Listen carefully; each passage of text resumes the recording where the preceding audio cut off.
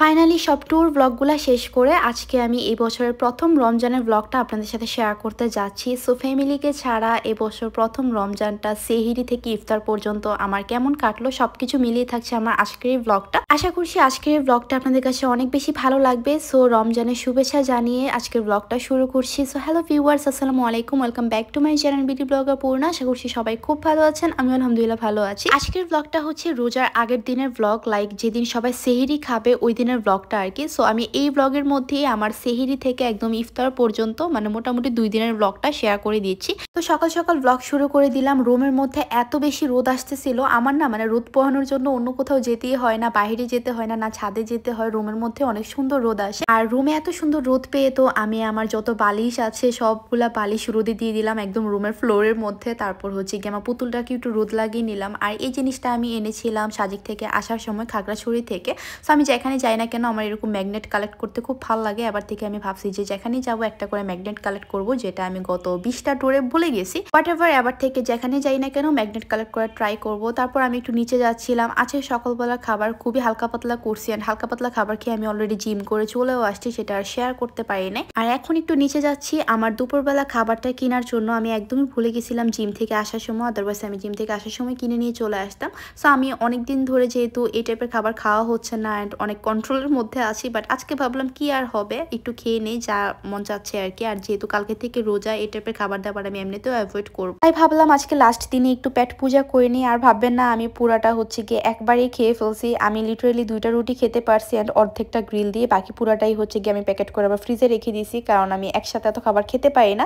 But হ্যাঁ নিয়ে নেই, যখন ক্ষুধা থাকে মনে হয় যে আমি সবগুলোই খেতে পারবো, বাট অ্যাকচুয়ালি খেতে পারি না। হ্যাঁ আমি কিন্তু কখনোই খাবার নষ্ট করি না, অ্যান্ড খাবার নষ্ট করা আমি পছন্দ করি না। যাই হোক, অনেক কথা বলে ফেললাম। আর এখানে দেখতে পাচ্ছেন আমি একটা কঠিন কাজ নিয়ে নেমেছি, বাট এই কাজটা আমাকে ইজি করে দিয়েছে আমার আম্মু। আম্মু একটা ভিডিও কল দিল অ্যান্ড আমি জাস্ট আম্মুর সাথে কথা বলতে বলতে একটার পর একটা ছিলিয়ে যাচ্ছিলাম, অ্যান্ড খুব মজা লাগতেছিল আমার। জাস্ট লুক, মাত্র কয়েক মিনিটে আম্মুর সাথে ভিডিও কলে কথা বলতে বলতে আমার অলমোস্ট অর্ধেক মটরশুঁটি ছাড়ানো শেষ, অ্যান্ড বাকি অর্ধেকটুকু কিন্তু আমি আম্মুর সাথে কথা বলতে বলতেই ছড়ায় ফেলছি।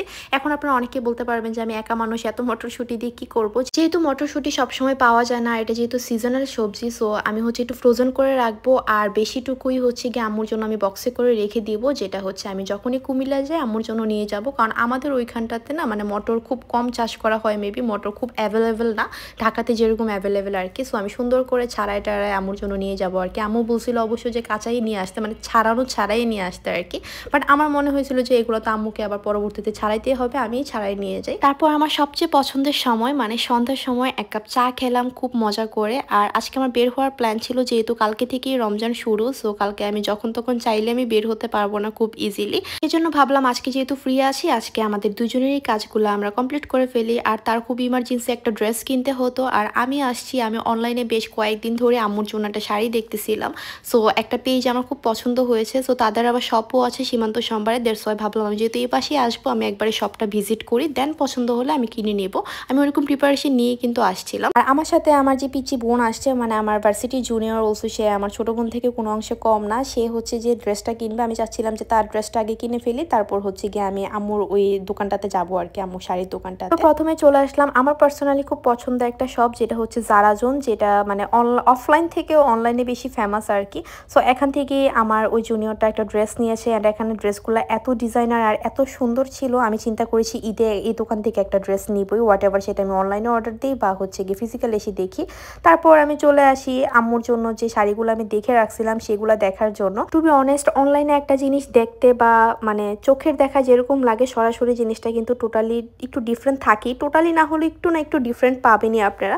সো এটাই আমি এক্সপিরিয়েন্স করলাম। আম্মুর জন্য আমি এই টাইপের কিছু শাড়ি দেখতেছিলাম, এবার ভাবছিলাম যে আর হচ্ছে গিয়ে কি বলে বেনারসি বা কাতান টাইপের শাড়ি আম্মুকে আবার দিব না, একটু ডিফারেন্ট টাইপের কিছু একটা দিতে চাচ্ছিলাম। আর ওদের কিছু ভিডিও, ওদের কিছু লাইভ বারবারই আমার চোখের সামনে আসতেছিল। সো আমি একটু ওদের পেজটা ভিজিট করলাম, পরে দেখলাম যে এটা ফিজিক্যাল শপও আছে, তাই আমি একটু এসে দেখলাম আর কি। সুন্দর সুন্দর শাড়ি ছিল, বাট আমার যেগুলো পছন্দ হচ্ছিল না এগুলো আমি মানে হাত দিয়ে ধরে দেখলাম যে কাপড়টা খুবই আনকমফোর্টেবল, প্লাস অনেক বেশি ট্রান্সপারেন্ট। আমার আম্মু এরকম ট্রান্সপারেন্ট শাড়ি পরতে পছন্দ করে না, and I don't think so পরে না। আমি অনেক ঘোরাফেরা করে এই শাড়িটা আমার ভীষণ পছন্দ হয়েছে, মানে এটা একদম সব এজের মানুষই অনেক সুন্দর করে পরতে পারবে। বাট আমি একটু কনফিউজড ছিলাম যে মাঝখানের ফুলগুলো আমার পছন্দ হবে কিনা। আমার আম্মু না বড় বড় ফুল একদমই পছন্দ না, বাট শাড়িটার প্রাইস শুনে তো আমি অবাক। শাড়িটার প্রাইস ছিল অলমোস্ট 8,500 5,000 টাকা। টু বি অনেস্ট আমার এত বাজেট ছিল না, 4-5 হাজার টাকা হলেও আমি দেখতাম, বাট হচ্ছে গিয়ে 8,500 টাকা দিয়ে আম্মুর জন্য কোনো শাড়ি নিলে আম্মু আমাকে পিটাতেও পারে, কারণ আম্মু আগে থেকে আমাকে বলে রাখতেছিল যে আম্মুর জন্য যেন আমি কোনো শাড়ি না নিই,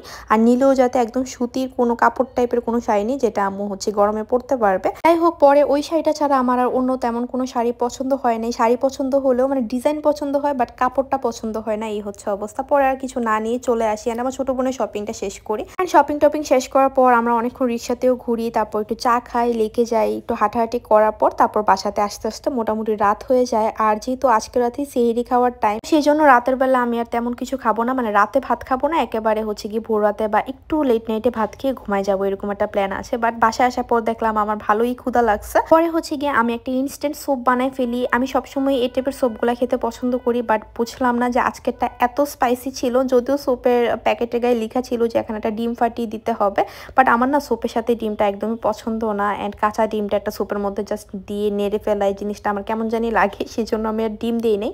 এই জন্যই মনে হয় একটু বেশি স্পাইসি লাগছে। স্পাইস এত বেশি লাগছিল আমার, আমি স্পাইস কাটানোর জন্য হচ্ছে গিয়ে আস্ত বরফ থেকে শুরু করে একদম ফ্রিজে রাখা শসা, তারপর তরমুজ সব কিছু ট্রাই করতেছিলাম। তারপর আস্তে করে আমার ঝালটা হচ্ছে নামছে। আর এই তো আকাশের নতুন চাঁদ দেখে খুব ভালো লাগতেছিল, একদম সুন্দর চিকন একটা চাঁদ উঠেছে। সো এটাও একটু আপনাদের সাথে শেয়ার করে ফেললাম। আর আজকে রাতে আমি রান্না করব মোটামুটি আগামী 2-3 দিনের জন্য, যেন আমাকে আর কষ্ট করতে না হয়। আর আজকে আমি আর রান্নাবান্না তেমন শেয়ার করলাম না, কারণ হচ্ছে কি রান্নাবান্না শেয়ার করলে ব্লগটা অনেক লম্বা হয়ে যাবে। আর টু বি অনেস্ট এই রমজান মাসে স্পেশালি, ফ্যামিলিকে তো সবসময় মিস করি, বাট এই রমজান মাসে স্পেশালি অনেক বেশি মিস করি আমি আমার ফ্যামিলিকে। ঢাকায় একা একা রমজান কাটানো বা ইফতার করা, সেহরি করা, এই জিনিসগুলো খুবই টাফ। আমি এটাও জানি যে আমার এই কথাগুলো সবাই রিলেট করতে পারবে না। যারা একদম বাবা মার সাথে এখন পর্যন্ত আছেন তারা কখনোই আমার এই কষ্টটা রিলেট করতে পারবে না। যারা একা থাকে অ্যান্ড আমার সিচুয়েশনে আছে তারাই একমাত্র আমার এই কষ্টটা বুঝতে পারবে। ব্লগে আমি আর তেমন কোনো কষ্টের কথা বলতে চাচ্ছি না বা কষ্ট দেখাতেও যাচ্ছি না, বাট হ্যাঁ আমার আম্মু সবসময় বলে যে তুমি যেখানে থাকো না কেন তুমি প্রপারলি ইফতার করো, প্রপারলি সেহরি খাইও, তাইলে আমার শান্তি।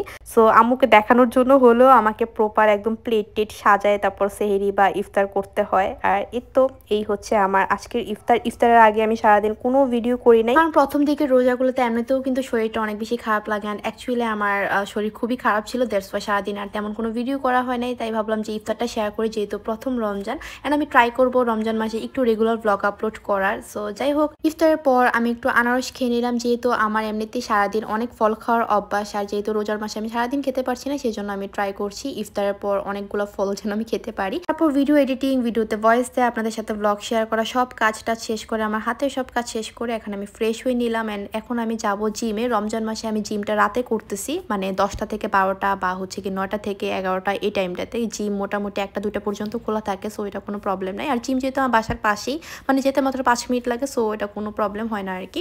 আর এই তো জিমে যাওয়ার আগে মনে হলো আমার একটু কফি খাওয়া দরকার, আদারওয়াইজ সারাদিন রোজা রেখে আমার অনেক বেশি ঘুম পাচ্ছিল এমনিতে ওই টাইমটাতে।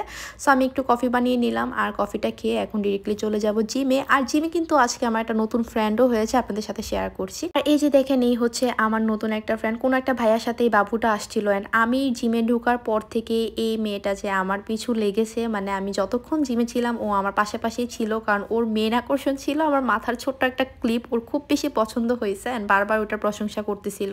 তারপর আমার বোতলের সাথে আমার জুতার ম্যাচিং হয়ে গেছে, আমার জুতার সাথে আমার ট্রাউজার ম্যাচিং হয়ে গেছে, তারপর হচ্ছে গিয়ে ওর রাবার ব্যান্ডের সাথে আমার টি শার্ট ম্যাচিং হয়ে গেছে। সারাক্ষণ এইসব গল্প করতেছিল আর কি। আর ওকে দেখে না আমার নিজের ছোটবেলা মনে পড়ে গেছে। আমিও ওর মতো, মানে ওর চেয়েও বেশি এক্সট্রিম লেভেলের যে চঞ্চল বাচ্চা কাচ্চা থাকে না, আমি কিন্তু ওই শেপেরই ছিলাম। সো যাই হোক, তারপর যখন আমি এখানে ফ্রি হ্যান্ড করতে আসলাম তখন বাবুটা চলে গেল।